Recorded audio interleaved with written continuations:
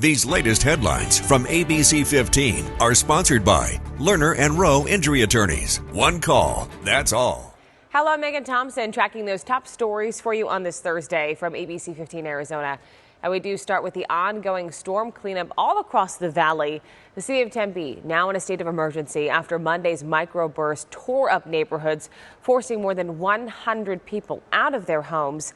The city is working to secure federal funding for recovery. The Red Cross set up an emergency shelter at the Escalante Community Center and provided meals to about 300 people as they are working right now to rebuild their lives. And we're also keeping you updated on the storm damage that happened at the Phoenix Zoo. It'll be closed once again today. The zoo telling us they received about $300,000 in damages. And in the past couple of days, crews have cleared the pathways, removed most of the downed trees, but they need to repair the ramada at the giraffe encounter, and the zoo light's 50-foot tall floating tree still toppled in the lake. They'll begin to work on that tomorrow. You can help out. The zoo did launch a storm recovery fund. We have that information linked in this story at abc15.com.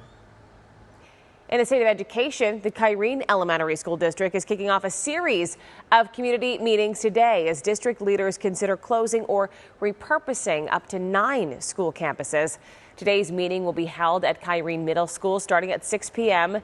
This will be the first of multiple opportunities for parents to share their thoughts on that proposal. A vote from the board will not happen until December at the earliest. We will keep you posted right here on ABC 15. Well, are you looking to move? There are a lot of homes on the market right now. The amount that haven't sold is the highest it's been since 2009. Scripps News Group national correspondent Holly Furfer shows us how buyers can take advantage of that overstock. Realtor Danny Robinson sees firsthand the financial stress people face when buying a home. I have one little gal right now, and she's in this market, and she's in that under $450,000 price point, and she's struggling a little bit.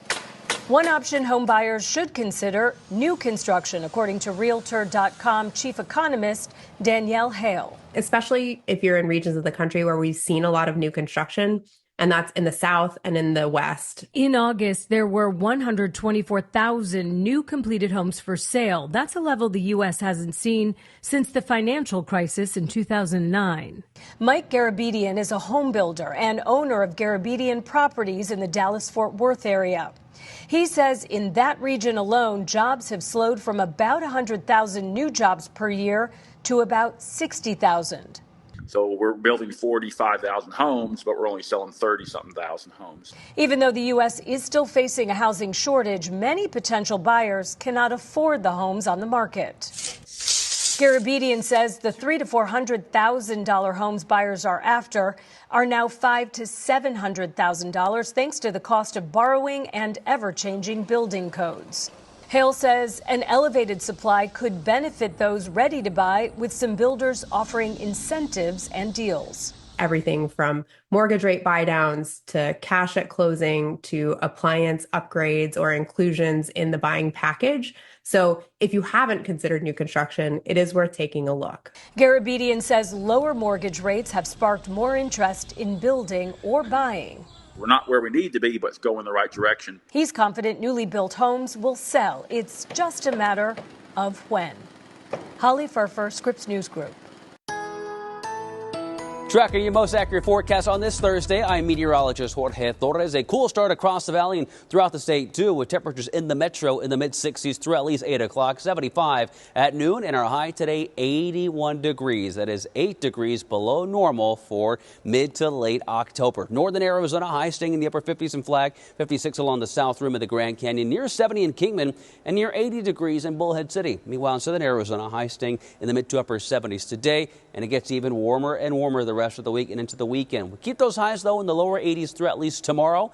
And then on Saturday, we're in the mid-80s, and we're back in the upper 80s beginning Sunday and early next week, with overnight lows in the valley staying in the low to mid-60s. In the high country, we keep those highs in the upper 50s through at least Friday, warming up for the weekend with highs in the mid-60s Saturday and Sunday, and lows still right around freezing. Then by next week, we do return a slight chance of a shower or two, primarily beginning on Wednesday, but for now, chances are only at 10%. For the latest headlines, weather, and traffic, head on over to abc15.com or download that free ABC15 mobile app. These latest headlines from ABC15 are sponsored by Lerner and Rowe Injury Attorneys. One call, that's all.